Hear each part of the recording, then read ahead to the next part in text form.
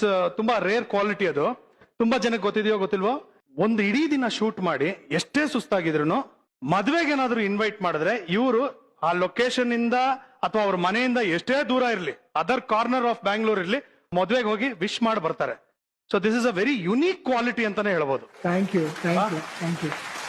ಮದುವೆಗೆ ಪಾಪ ನಟ ಸಾರ್ವಭೌಮ ಶೂಟಿಂಗ್ ಮಧ್ಯಾಹ್ನ ನಮ್ ಮದ್ವೆ ಆಗಿದ್ದು, ನನ್ ಬಾಗಲಕೋಟೆಯಲ್ಲೇ ಮದ್ವೆ ಮಾಡ್ಕೊಂಡಿದ್ದು. ಸೊ ಅಲ್ಲಿ ರಿಸೆಪ್ಷನ್ ದಿನ ಅವ್ರು ಇಲ್ಲಿ ಇರಲ್ಲ ಅಂತ ಒಂದ್ ಕಾರಣಕ್ಕೆ all 560 kilometers he traveled to Bagalkot.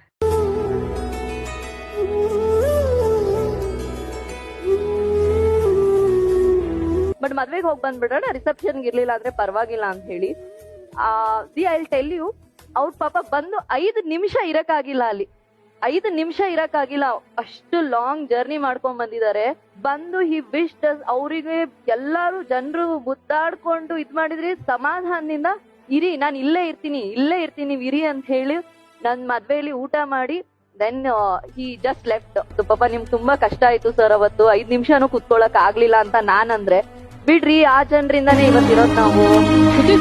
ಅಲ್ವಾ, ಅದು ಎಲ್ಲರ ಬಾಯಿಂದ ಬರಲ್ಲ. ಸೂರ್ಯನೊಬ್ಬ ಚಂದ್ರನೊಬ್ಬ